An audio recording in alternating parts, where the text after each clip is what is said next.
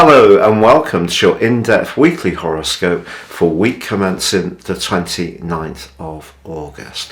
This is for the Sun or the Ascendant. As ever, I'm going to give you the major themes to look out for, but please stay with me. I will then dive deep to give you in forensic detail each of the 12 zodiac signs from Aries through till Pisces. This week begins with the Sun continuing its journey in the sign of Virgo. Virgo energy asks us to be more discriminating, to focus on the details of our situation. If we can make some small adjustments, that can add up to something more substantive. Anything to do with our physical health, the organisation of our situation, or even our jobs and pets, believe it or not, with the 6th house, can take on extra significance. But of course, the new moon, which occurred last week, is still reverberating around the heavens, and that's squared up with Mars, and that square with Mars does continue into this week. Now, this can add an extra dimension to this energy of Virgo, because Mars is in the sign of Gemini, which gives it a passionate desire to express ideas or to be more physically active.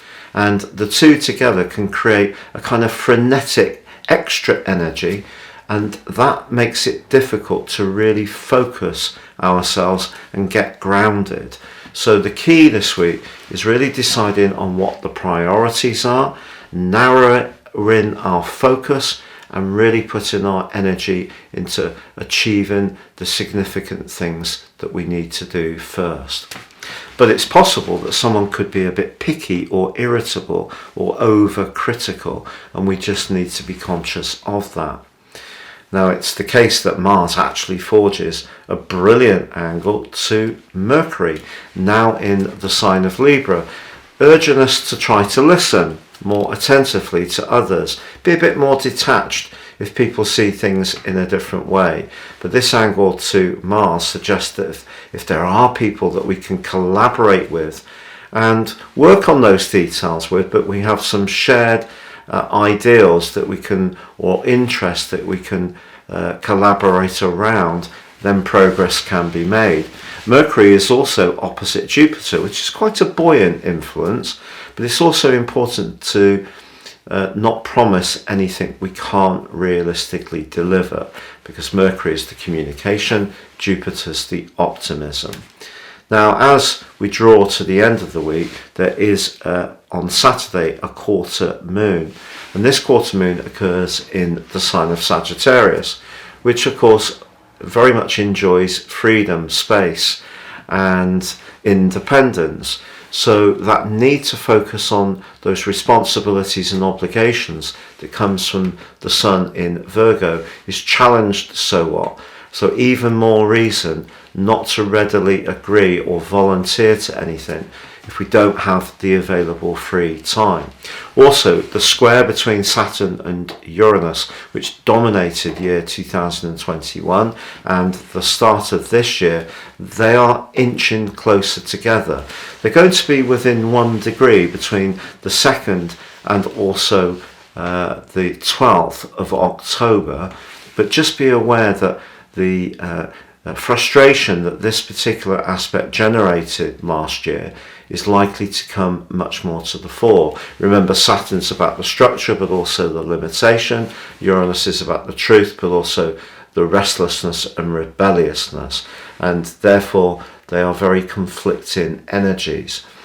Now, please stay with me for your in-depth zodiac sign forecast, but if you would like to understand what year 2023 will hold for you and get the rest of 2022 free, plus your life roadmap, your character analysis, which can guide your moves, and get 30% off, please see my link beneath this video.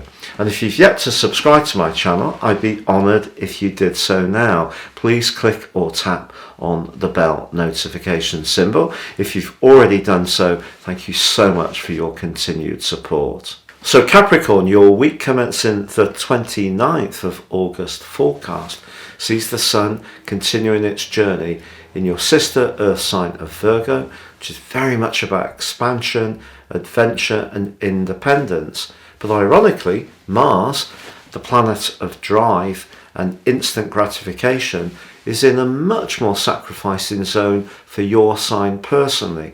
So balancing what you want to do for yourself with what you feel you should be doing for others could create some inner tension within you.